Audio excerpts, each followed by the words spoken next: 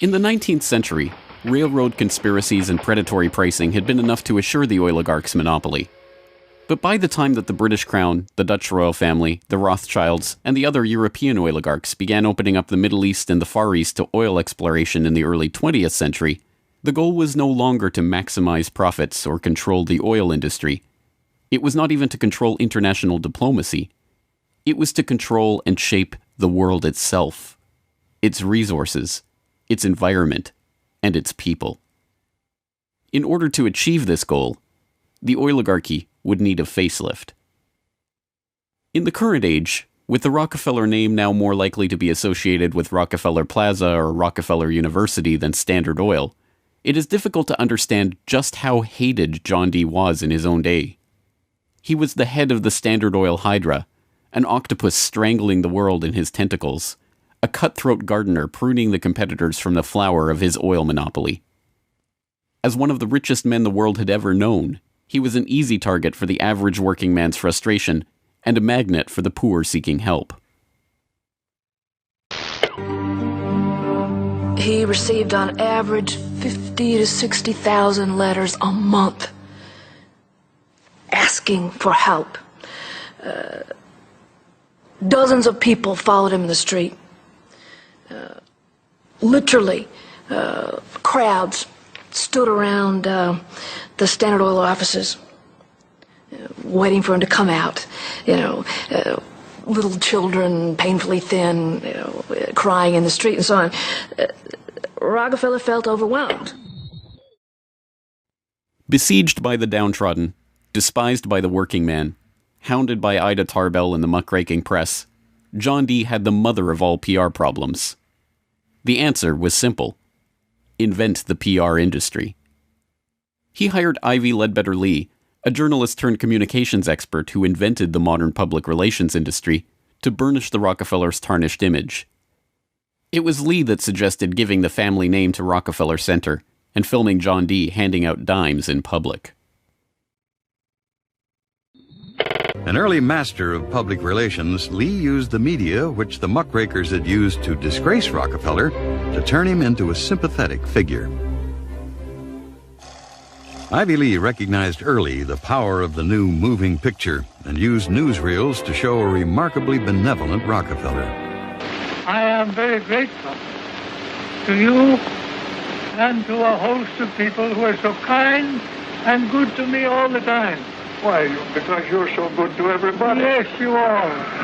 As Ivy Lee began to kind of control his public image, he became oddly a kind of American character. And people kind of warmed to him in a bizarre sort of way. It was like having Frankenstein on the loose walking around New York City or something like that, with a cane and a long hat. Although this plane never takes off, this photo opportunity was presented as Senior's first flight. Perhaps Ivy Lee's most brilliant public relations move was the casting of Rockefeller as the man who gave out dimes. Don't you give a dime, Mr. Rockefeller? Please.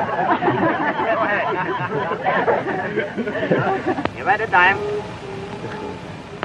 Thank you, sir. Thank you very much. I consider myself... Thank you for the ride. I consider myself more than amply paid. Bless you, bless you, Yes. bless you.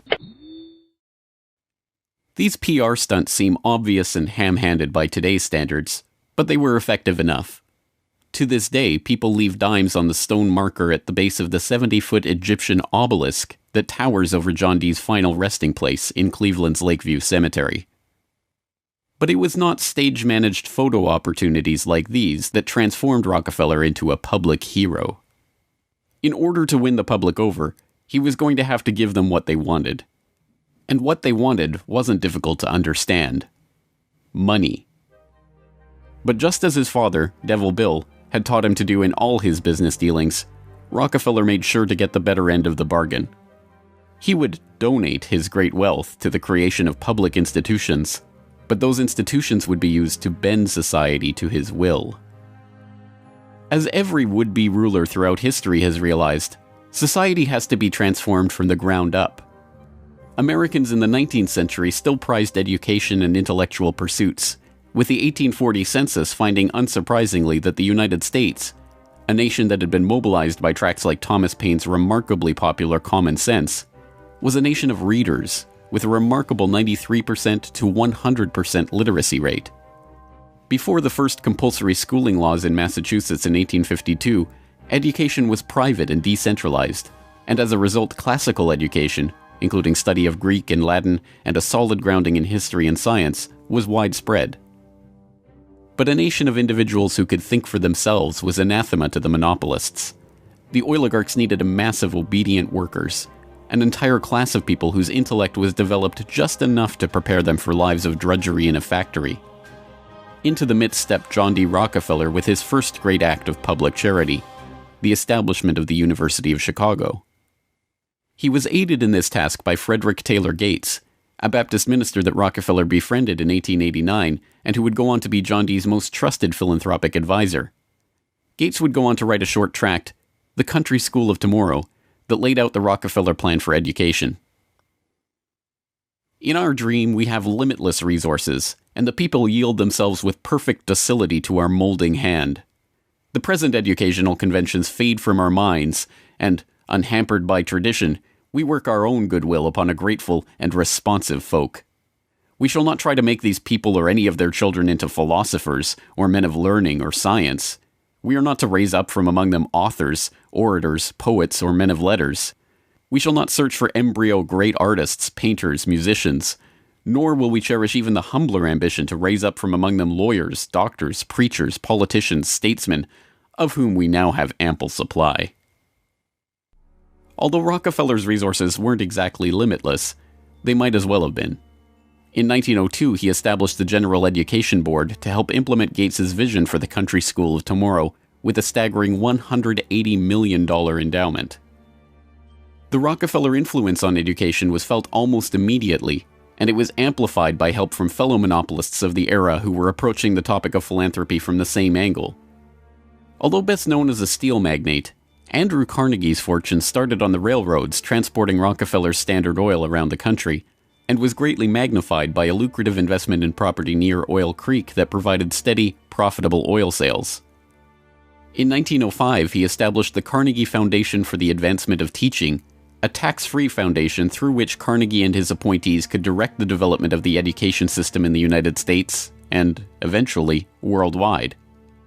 In 1910, Rockefeller followed suit by establishing the Rockefeller Foundation, which became the tax-free umbrella organization for his philanthropic ambitions.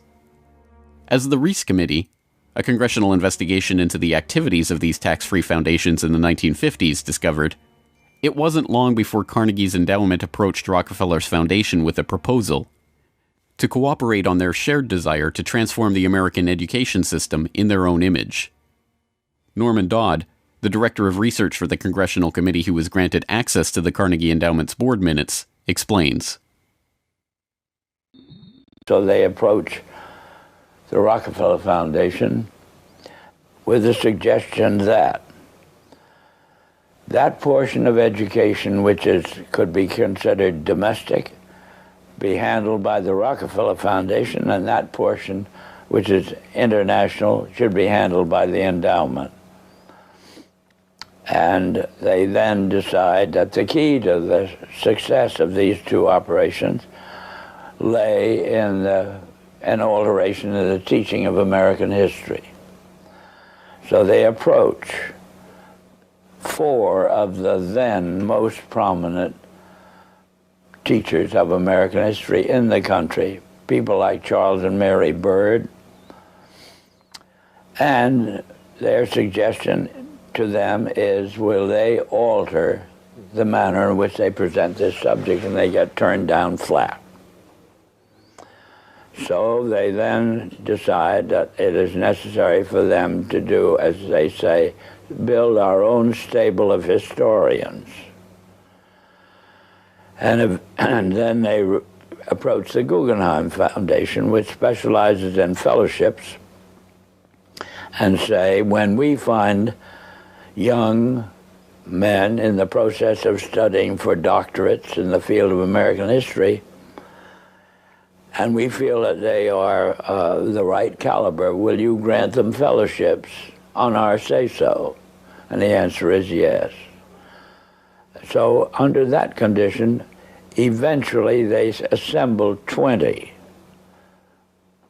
And they take this 20 potential teachers of American history to London, and there they're briefed into what is expected of them when, as and if they secure appointments in keeping with the doctorates they will have earned. And that group of 20 historians ultimately becomes the nucleus of the American Historical Association. And then toward the end of the 1920s, the endowment grants to the American Historical Association $400,000 for a study of our history in a manner which points to what can this country can it look forward to in the future. And that culminates in a 7-volume study, the last volume of which is, of course, in essence a summary of the contents of the other 6. And the essence of the last volume is the future of this country belongs to collectivism administered with characteristic American efficiency. With this base for transformation firmly established, the Rockefeller Foundation and like-minded organizations embarked on a program so ambitious that it almost defies comprehension. They transformed the practice of medicine. As usual, the oligarchs that funded this change were also there to profit from it, and once again, John D. took his cue from Devil Bill's example. William Rockefeller had called his brand of snake oil Nujol for new oil, and Standard Oil spun off Nujol as a laxative under their Stanco subsidiary. Manufactured on the same premises as Flit, an insecticide also derived from Standard Oil's byproducts, Nujol sold at the druggist for 28 cents per 6-ounce bottle. It cost Standard Oil less than 1/5 of a cent to manufacture. Pharmaceuticals provided a lucrative new opportunity for the oligarchs, but in a turn-of-the-century America that was still largely based on naturopathic, herbal remedies, it was a tough sell. The oligarchy went to work changing that. In 1901, John D. established the Rockefeller Institute for Medical Research. The institute recruited Simon Flexner, a pathology professor at the University of Pennsylvania, to serve as its director. His brother, Abraham, was an educator who was contracted by the Carnegie Foundation to write a report on the state of the American medical education system.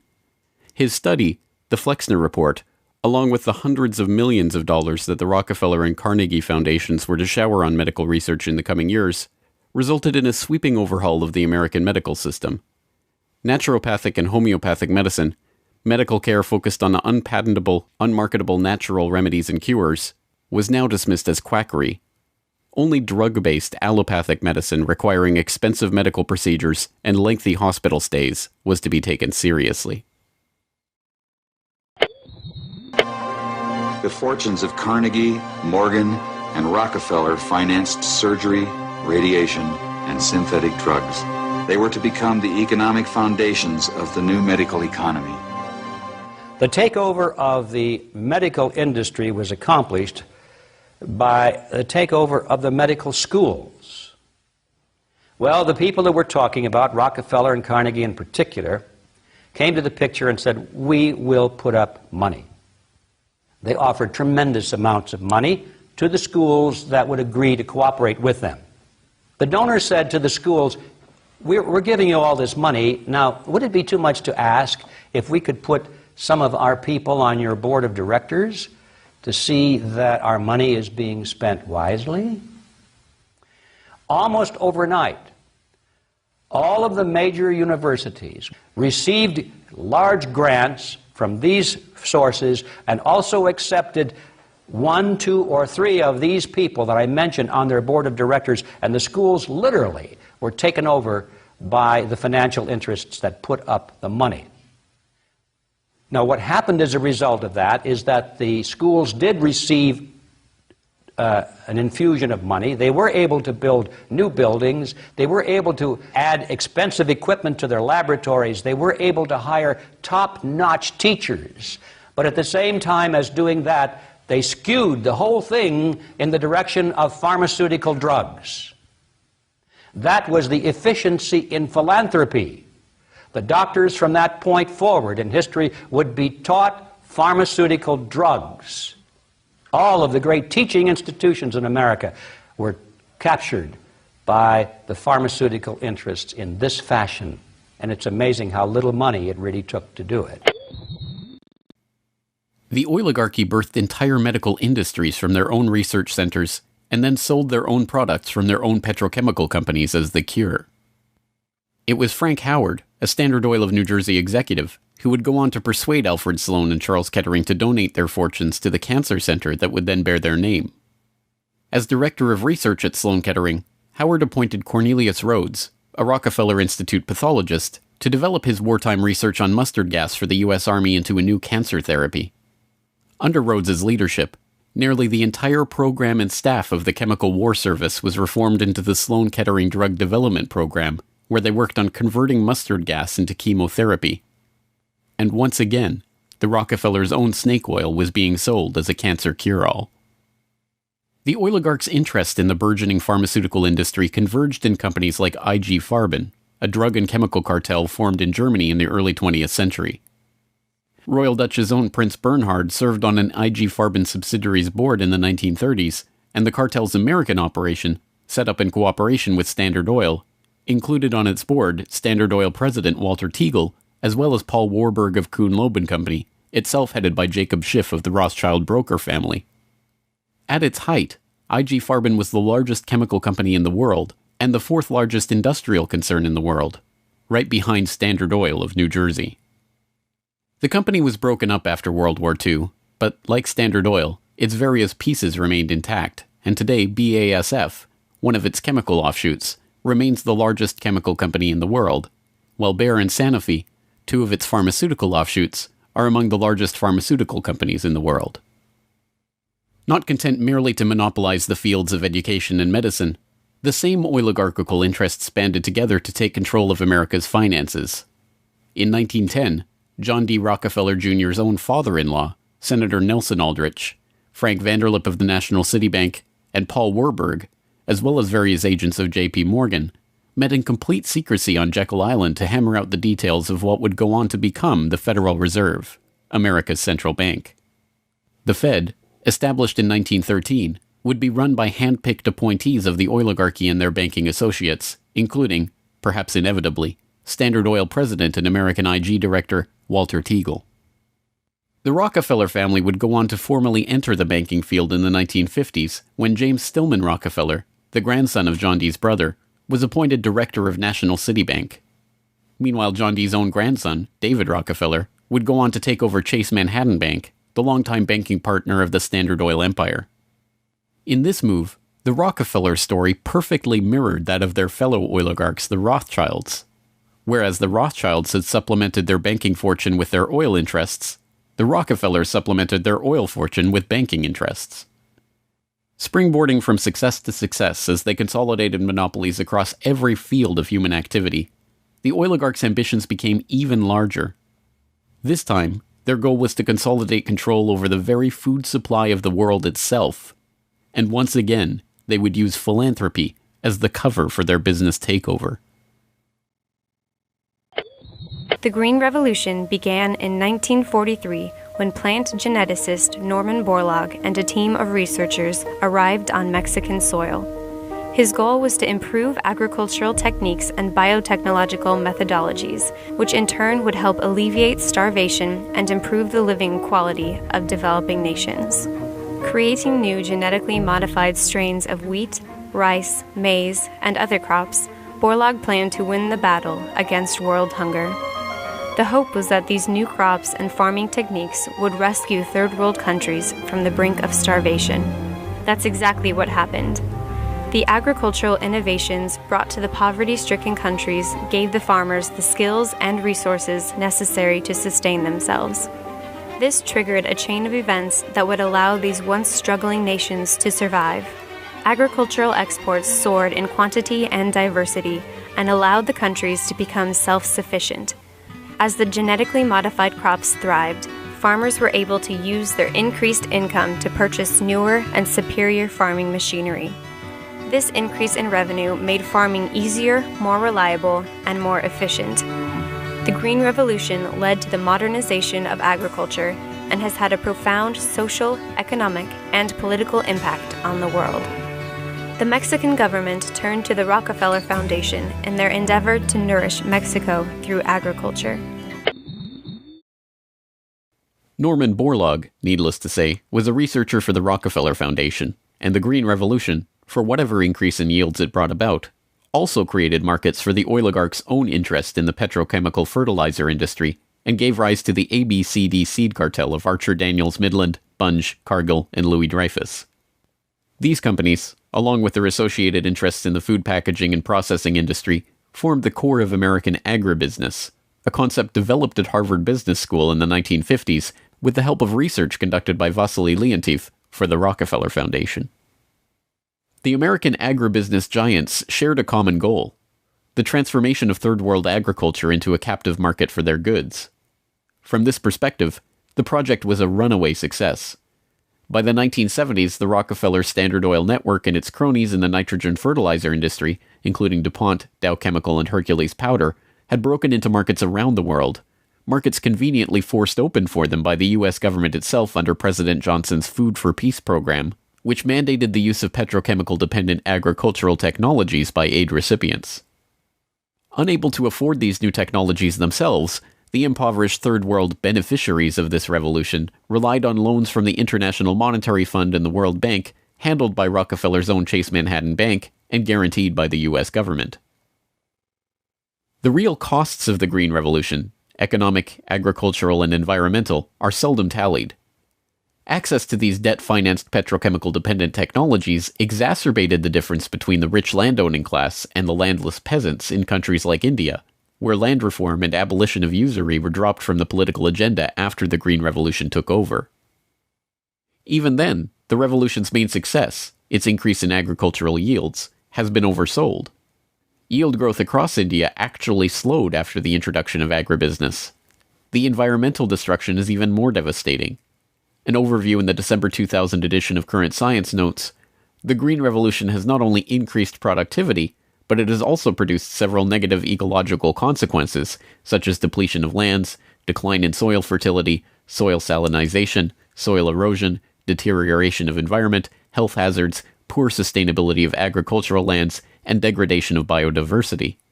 Indiscriminate use of pesticides, irrigation, and imbalanced fertilization has threatened sustainability. The Rockefeller Foundation even acknowledges the critiques of the Green Revolution it funded into existence, insisting that current initiatives take into account lessons learned. Even so, the Foundation continues to fund research and write reports on how to improve prospects for agribusiness investment in its target markets. As egregious as the Green Revolution was and continues to be, however, in many ways it was just the prelude to an even more ambitious project, the Gene Revolution. Now the project is not merely to monopolize the technologies, supplies, and chemical inputs for agriculture worldwide, but to monopolize the food supply itself through the replacement of the world's natural seeds with patentable, genetically modified crops.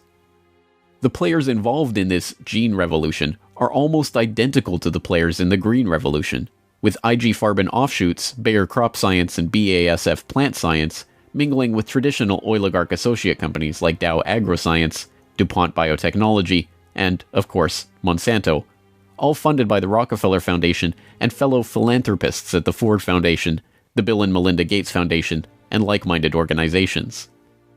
The convergence of corporate, philanthropic, governmental, and intergovernmental interests in promoting GM crops around the world can be seen in the bewildering array of research institutes, industry associations, and consultative groups devoted to the case.